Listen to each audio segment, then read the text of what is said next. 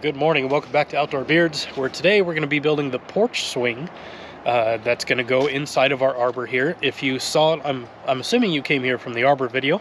If not, welcome to Outdoor Beards. And if you want to see the arbor video, we'll have that linked in here as well.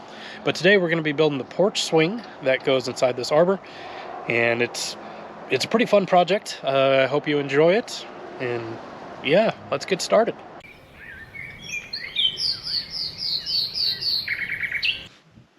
Alright, to get started here, we're going to first cut 4 pieces of 2x4s at 22 inches. This will become the seat. And 4 2x4s at 24 inches, which will become the backrest. On one of the seat pieces, we're going to draw the shape of our seat. And we're going to pull up, I've got a little design program here. I actually didn't use this when I did this build, but I want to use this to kind of explain these angles here. So while you're looking at this, the left side is the front where your knees are going to go, and the back side here is where we're going to attach the backrest. This angle right here is cut at 10 degrees, and then this angle here is cut at 90 degrees from this angle. And what this is going to cause is when we bring our backrest in, you can see it causes it to kind of lean back a little bit. After I cut these 2 angles, I drew the shape of the seat. The rounded portion here that's kind of dipped down is called a butt scoop. Just a little bit more comfortable for you when you're sitting down. And for the round portions here, I just used a jigsaw to cut the first 2x4. And after that, I kind of traced it onto the other 4. And then I used the jigsaw to cut out those 3 as well. Then I clamped all 4 of them together, and I used a combination of a belt sander and an orbital sander, and I got them all to be shaped the exact same. For the backrest pieces, all I did was round over the top corner, and again, clamped all 4 pieces together and sanded them so they're all the same. And of course, we're staining all of this with the same russet color we used on the arbor. Next up, we're going to need 9 boards, cut at 1.5 by 1.5 by 14 inches. These will become the braces that you see here. I did a quick round over with the router on these, even though you won't really see them. Each of these will get 1 pocket hole on each side. Quick note about the router. Remember when we started the arbor project and I mentioned I didn't have a router table, so I was going to build a makeshift one? Well, this is it. A couple 2x4s, piece of plywood, held up by sawhorses, and attach the router through the bottom of it. Now, if you do not have experience with a router, please do not do this. Go get a real router table and do it properly. I've been working with routers for 20 years. I'm very comfortable around them. But regardless of how you go about this, we're going to do a 1/4 inch round over on all these edges. Now, for assembling the seat frame, I added 2 pocket holes to the bottom of the backrest boards and connect these to our seat pieces with pocket screws and wood glue. Then, using clamps to hold everything where I want it, I screw in the brace pieces. One goes near the front of the seat, one in the back corner, and one near the top of the backrest. This will complete the framework of the swing. Next, take your 1x5s and cut them down into 48-inch lengths and sand them all with 80 grit sandpaper. Then rip them into 1-inch strips and sand the sides cut by the table saw. You'll need 37 strips to cover the swing. I made 40 just in case anything goes wrong. You never know if one of these is going to break. Downside to common board is the knots and stuff that are in it.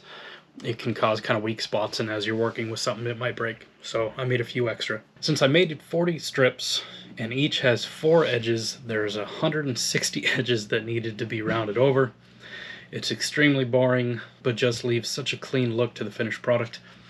Once all the routing is done, I stain these with the same black we used on the lattice work from the arbor. If you thought the routing was boring, this next part is worse. We need to drill and countersink 4 screw holes in each piece. These holes need to line up with our frame pieces here. And once everything is screwed together, I want all the screws to be in a nice straight line so it looks good. To save myself some time, and to make sure that all the holes line up, I set up this little jig. I measured and drilled holes in 1 scrap piece. Then, using a couple of spare boards, I created this little slot that would hold 1 strip in place. So I could set the pre-drilled strip on top and drill through the holes in that board down into the one being held by the jig. This makes the process faster and ensures that all of the holes will line up across all 40 strips. For installing the strips, I lined the first one up at the bottom of the seat and then used 1/4 inch spacers in between each strip, working my way over the seat and up the back. For the armrests, I started with a 2x4, cut at 13 3/8 inches tall, with the top and bottom cut at a 15-degree angle. You don't really have to angle this, it's just something I thought made it look better. Then measuring 9 inches from the back, I screwed this into the seat. Then taking a 2x6, cut it 24 inches long, I ripped it down to 3 7/8 inches wide. I cut a hole in here that's 3 1/8 in diameter to hold a glass. Dog-eared the 2 front corners, and then put a round all over the edges.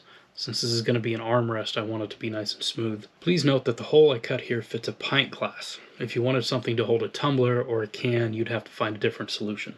Alright, we're going to pause this here for a second so I can point this out. I offset the arm so that it partially overhangs the seat.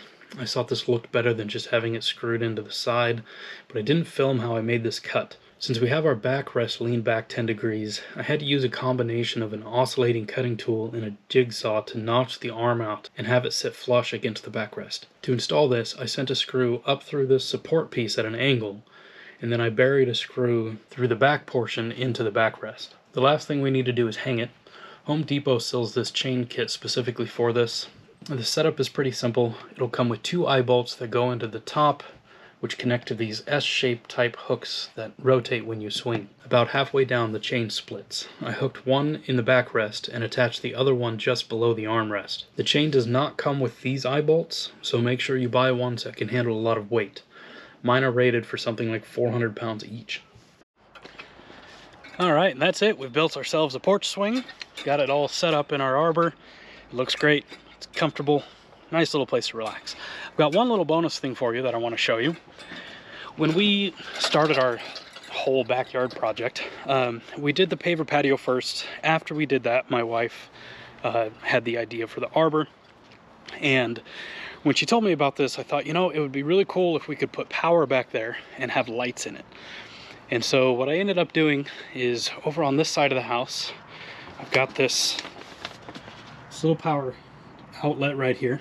Now that used to be an outlet, and I took that out and kind of converted it into, it basically has wires hooked into it, and I ran the wires here, and when I went to do the paver edging project, I had this big long trench dug, and so I ran wire all the way down, so I have a power cord underneath this thing in a PVC pipe, and that runs all the way down and over to the arbor. Okay, and once you get over here, the power cord comes out this way, goes underneath this tree, or actually back around it, and it pops out back here behind the planter box. And if we swing back around here, you can see I've got a little on-off switch, and that on-off switch turns on my lights. So if we come out here, you know, in the summer and the sun starts going down, we can just turn the lights on and hang out. We also have a propane fire pit over here with a couple of chairs, and it's quite a cozy little setup. Kind of show you the whole thing. So this is kind of the final setup here. I mean, so again, this is 3 years old at this point. You can see we've got a couple trees planted. We've got the clematis going up the sides of the arbor. We've got honeysuckle in the back, which kind of gives it a nice little backdrop. I have no idea what that is called. We've got a rose bush over there. She likes planting all her flowers. Our tree is blooming at the moment in the spring. But yeah, this whole thing turned out great, and we really like coming out here, having s'mores in the summer with the kids, or I'll come out here with the neighbors and have a drink by the fire, and it's pretty awesome. So thanks for hanging around through our whole backyard remodel. If you have any questions, leave them down in the comments below, or just let me know what you think about it. And enjoy your projects, and as always, stay bearded, my friends.